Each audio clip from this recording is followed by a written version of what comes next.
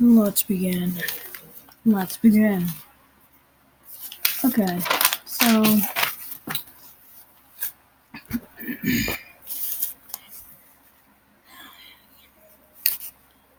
for the head, you are going to want to start out with a slight bit of a curve,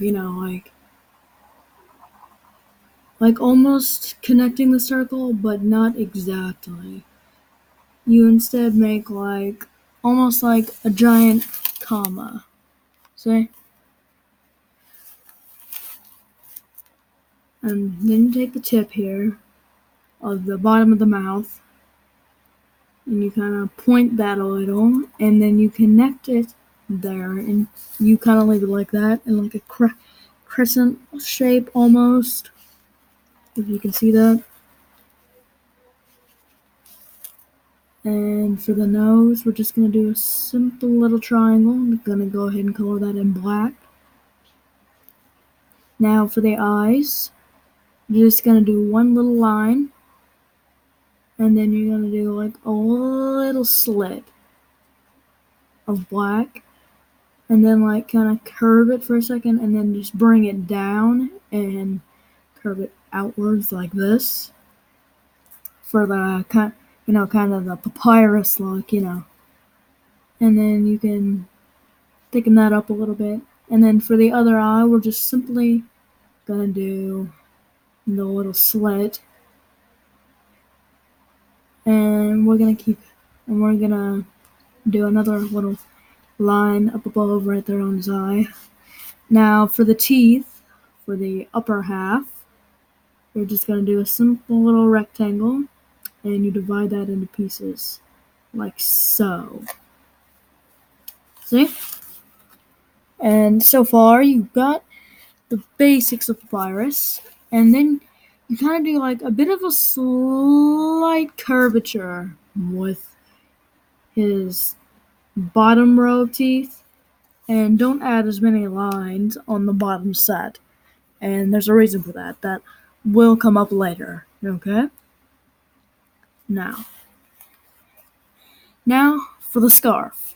The scarf is one of the more difficult parts to draw on Papyrus because it kind of gets in the way of the main body and the main frame. So you really got to go with the scarf first. So you start from the head, somewhere near the eyes. You come down in a circular shape, and then you do a little dip. You do like a little V. And then you keep bringing it forward, and you do an even bigger dip. You bring it forward, and then just bring it round. Now, we're going to give him a little hole, like for his head. And we're going to put that right there. Now, we're also going to take the upper part of the mouth here. We're going to bring that down and connect it right there like that. And we're also going to close off the mouth with this here. And we're going to color. Don't color in the teeth. Try not to color in the teeth black, but color in the mouth. It's almost like the back of his mouth, I guess you could say. Just color that in black. Just color all of that in black. See? And it actually adds a really cool effect. Also, that little line we just added to separate the scarf from his head, color in that little space right there, in between the scarf and his head, black. That way you can define the hole from his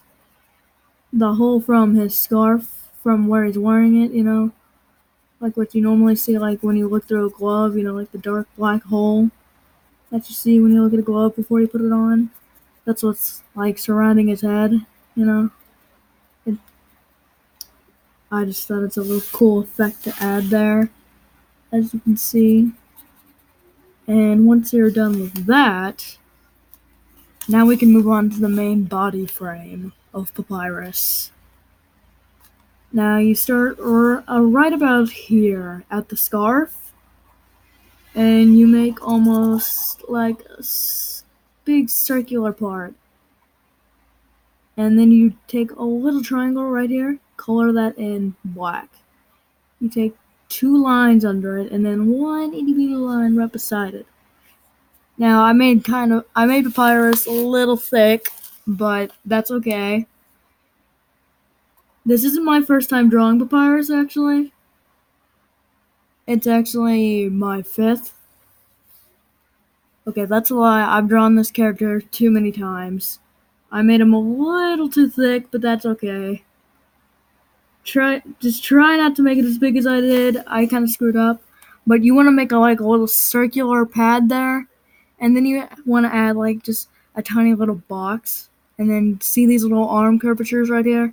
You add those in, but before you do anything else, you make a little circle. You make just a tiny little circle right there. See, almost like an oval shape, and then you do this. You make another oval right in between those 2 lines, and then you do yet another square. Now, if you want the Papyrus hand curve, that is very easy to do, but also it's really challenging because you really have to nail it. Now, what you don't want to do is get a pointed tip. That's the opposite of what you want to do. You want to get it more like what I've done right here. You'll want to do that. Now also you're going to do the exact same thing on the other side, but there's going to be a little bit of a difference. Instead of keeping it out to the side like the other arm, this arm is actually curved in. This hand, and then you add a little sliver right there for a thumb. Now, you add at the middle of his chest armor a square, and then you make 2 little lines, 2 long lines, like that, see? For, his spine. And then you just add little lines to it here and there. I'm gonna add a couple. Now for the bottom part of his battle body, we're going to have to do it at a slanted curvature like that, and then take it like this, basically making a crescent moon shape, and then we're gonna take a little line and just do that with it. See, but we're not gonna color that in black like what we did here with the scarf. Now, speaking of the scarf, how about we get back to that part? So we're going to start right here, or almost at the tip of the scarf, and we're gonna just drag out, do a little squiggly line, and then we're gonna do a tip and cut it off, and do a little squiggly line coming back. Alright, now that you've got the entire upper body, the little area right here, his spine, and the lower part of his battle body, we move on to the legs.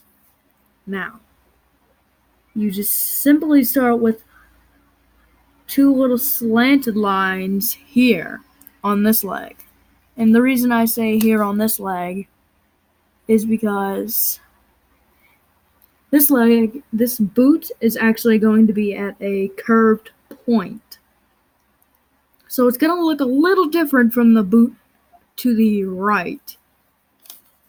So now we're simply going to make just a little black line there. You might want to thicken that up too to define the boot from the leg. You're also going to want to do the same thing you did with the arm and just make a little oval there. Okay, now his boot.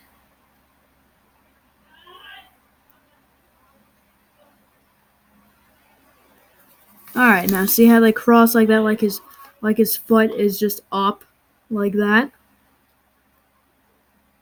Alright, and then you're going to add 3 little circles at the edge of his boot, like that. 3 black lines. And then we're going to do the same thing, but this time try to make it straight.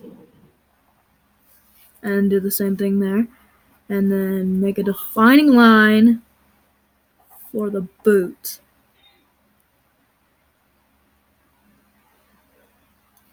Whoops. And then you're just going to simply do in the middle 3 little lines. That's all you got to do.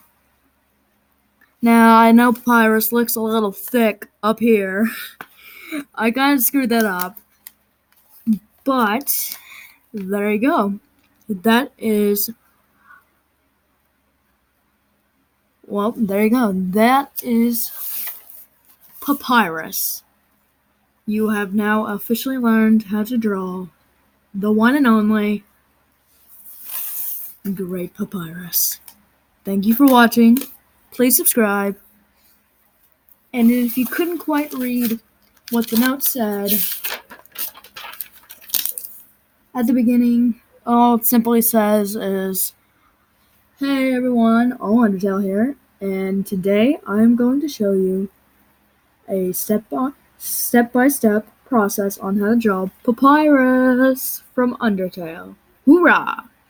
Also, a shout out to my best buddy. I sounded hick there for a second. Flower Chica Gaming. Link to her channel is going to be in the description below. Also, for this video, I'll be using marker. You don't have to, but you can if you want. Just be very careful if this is your first time doing it. If you decide you're going to do it for the first time, but you're going to do it in marker, you might want to consider trying to be as careful as possible so you don't mess anything up. I kind of messed up on Papyrus's chest armor. I made him a little too thick, but we'll work on it. Anyways, peace out. See you in the next video. Bye-bye!